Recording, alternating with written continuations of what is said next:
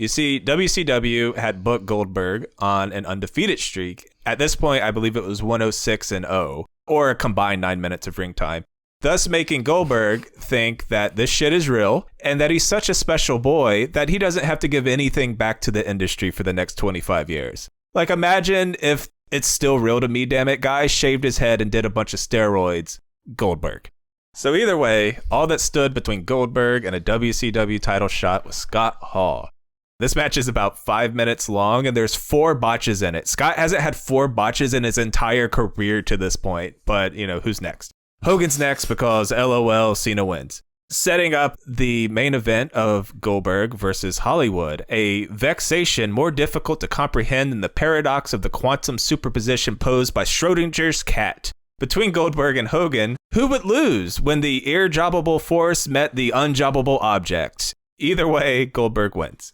So this is probably the last time we'll get to speak about this match, as Hulk Hogan is immortal and Goldberg will refuse to job to death unless he trades his scythe in for a stun gun. But this is one of those heavily debated WCW choices to do this on free TV. What do you guys think about this? This is a memory in my life, for sure. Like, I will never forget watching this show. I definitely wasn't switching the channels that night. It looked incredible on television. I get why they did it.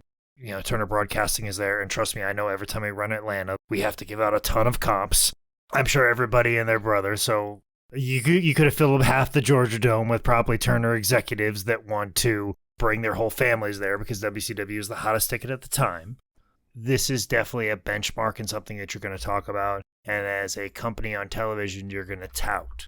Like, hey, we just ran the Georgia Dome. We had X amount of people there. We drew this monster rating. That's something that's going to get advertisers interested in your product. When you are kind of, I guess, on the slide right now to WWE, who is running Worcester, Mass Township Hall and running Raw, like, you can position yourself as the bigger company by doing something like this.